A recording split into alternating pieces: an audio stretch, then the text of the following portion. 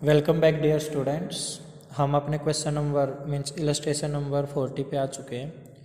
चलिए देखो बेटा, इसमें लिखा हुआ लॉन्ग टर्म बोरोइंग हमारे पास 1,00,000 रुपीज़, लॉन्ग टर्म प्रोविजंस है 50,000, current liability 25,000, non current assets 1,80,000 and current asset 45,000। You have to calculate total asset to debt ratio. बेटा मेरे को total asset to debt ratio का फॉर्मूला पता है। इसका फॉर्मूला होता है total asset divided by debt, और डेट मतलब लॉन्ग टर्म लाइबिलिटी या लॉन्ग टर्म डेट्स। ठीक है, टोटल एसेट कैसे निकालते हैं भाई? Current asset plus non current asset, ऐसे निकाल लो। अगर ये फॉर्मूला नहीं लग पा रहा है तो एक और फॉर्मूला पता है मेरे को, शेयर होल्डर फंड में ऐड कर दूंगा टोटल लाइबिलिटीज़, तब भी आ जाएगा। ठीक है, तो देखते हैं। देखो बेटा, हमारे पास नॉन करंट एसेट्स है और करंट एसेट्स है। अगर मैं इनको टोटल कर दूं means non current assets plus current assets 180 plus 45, तो मेरा ये कितना आ जाएगा? 2,25,000। और डेट में क्या आएगा बेटा? Long term borrowing, long term provision मैंने याद कराया था। देखो डेट की मैंने पूरी लिस्ट याद कराई थी, एक बार बोलना क्या क्या था।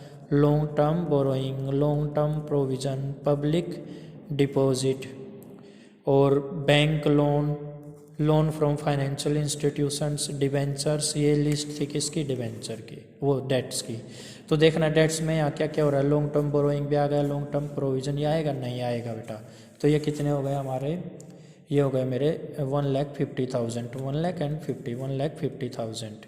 तो भाई डेट में आ गया मेरा long term borrowing plus long term provision, और जो आ गए मेरे 1,00,000 प्लस 50,000, 1,50,000। अब फॉर्मूले में पुट करेंगे। टोटल एसेट्स मेरी जो आई है 2,25,000 आई है, और ये आया 1,50,000। इनको कट कर देना बेटा, आपका आंसर आ जाएगा। ठीक है। अच्छा, इसी क्वेश्चन में अगर वो बोल दें कि आपको ना प्रोप्राइटरी रेशो भी निकालनी है। कौन सी रेशो? Proprietary ratio. फॉर्मूला क्या बेटा? Equity by total assets. बेटा टोटल एसेट्स तो मेरे को पता ही है, कितनी है मेरी टोटल एसेट? 2,25,000। तो ये तो पता है मेरे को, ये मेरा कितना है? 2,25,000। इक्विटी नहीं पता, कोई बात नहीं बेटा, इक्विटी निकालते हैं हम। देखो कैसे निकलेगी बेटा। मैं आपको एक इक्विटी का फॉर्मूला बता रहा हूँ, आपको ये याद करना है। देखो इक्विटी का एक फॉर्मूला होता है, अगर आप टोटल एसेट में से टोटल लाइबिलिटी माइनस कर दो। क्या? टोटल एसेट में से टोटल लाइबिलिटी माइनस कर दो तो इक्विटी आ जाता है। इस क्वेश्चन में टोटल एसेट कितनी है अपनी? 2,25,000। ये टोटल कर दो। टोटल लाइबिलिटी कितनी है? ये तीनों लाइबिलिटी तो है बेटा, ये तीनों माइनस कर दो। तो मैं क्या करूँगा?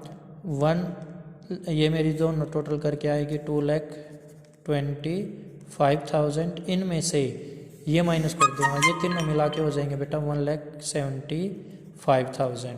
तो मेरा इक्विटी आ जाएगा 50,000। और अगर मेरा इक्विटी आ गया तो अब कुछ भी नहीं बचा, फॉर्मूले में पुट करेंगे इक्विटी। देखो ये मेरा इक्विटी आ जाएगा 50,000 और ये 2,25,000।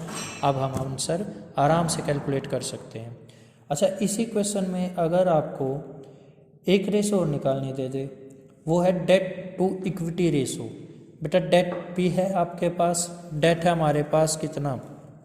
डेट में केवल लॉन्ग टर्म आएंगे ये दोनों। 1,50,000 डेट आ गया मेरा, 1,50,000। कौन सी रेशो निकाल रहा हूँ मैं? Debt equity ratio. डेट पता मेरे को, और इक्विटी भी पता भाई मेरे को। इक्विटी कितनी है मेरी? इक्विटी है बेटा मेरा 50,000। तो 1,50,000 डिवाइडेड बाई 50 आंसर आ जाएगा। ठीक है बेटा। तो इस क्वेश्चन से हमने नया क्या सीखा? हमने ये सीख लिया बेटा कि अगर इक्विटी निकालनी पड़ जाए हमें तो हम क्या करें? टोटल एसेट में से टोटल लाइबिलिटी माइनस कर दे तो इक्विटी आ जाएंगी। अब इसका रीज़न समझो कैसे। देखो बेटा, हमें पता है कि इक्विटी एंड लाइबिलिटी ऐसे लिखते हैं पहले बैलेंस शीट बनाते टाइम। इक्विटी में क्या आता है? जैसे शेयर होल्डर्स फंड, फिर इसमें ए बी सी और भी चीज़ें आती हैं, बट अगर ये तीनों जोड़ के ये पता चल रहा है तो मैं केवल हेडिंग लिख रहा हूँ बेटा, ये आ जाएगा मेरा। और क्या लिखते हैं यहाँ पर? नॉन करंट लाइबिलिटी, जो कि होते हैं लॉन्ग टर्म डेट भी, लॉन्ग टर्म डेट। ठीक है, ये मैं इसको 1 मान लेता हूँ, इसको 2। और क्या आता है बेटा मेरा? Current liability. फिर हम इनको क्या कर देते हैं? तीनों को टोटल, इसका टोटल इसका और इसका, इन तीनों को टोटल करो, जो भी आएगा लिखा। बेटा मैं 1 मिनट के लिए मान के चल रहा हूँ, ये है मेरा, ये तो कैलकुलेट ही करना है क्वेश्चन के अकॉर्डिंग। इक्विटी ही तो, शेयर होल्डर फंड का दूसरा नाम इक्विटी तो होता है, यही तो मेरे को पता नहीं, बट ये पता है 200 है, ये भी पता है 200 है। ठीक है, अच्छा अब आ जाओ भाई एसेट साइड। एसेट में दो एसेट होती है, एक करंट नॉन करंट एसेट और एक करंट एसेट। ये मेरी है बेटा मान लो 250 की, और ये मेरी है, ये भी 250, दोनों 250 50, ये कितना हो गया 500। और मेरे को पता है total of asset will be equal to total of liabilities.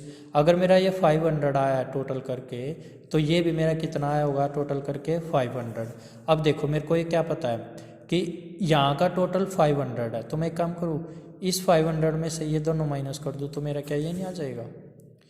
या फिर एक काम करो, टोटल ऑफ एसेट्स किया, total of asset of 500, total of assets कितना बेटा 500, टोटल ऑफ लाइबिलिटी कितना है 400, 2 400, तो ये मेरा कितना अमाउंट आएगा 100। तो मैंने ऐसे तो किया है, टोटल ऑफ एसेट में से माइनस कर दिया total of liability, means in दोनों एसेट्स में से ये दोनों लाइबिलिटी माइनस कर दी, तो मेरा क्या आ गया, ये वाला आ गया बेटा, ये वाला। मीन्स ये क्या है इक्विटी, और इक्विटी का दूसरा नाम है शेयर होल्डर्स फंड।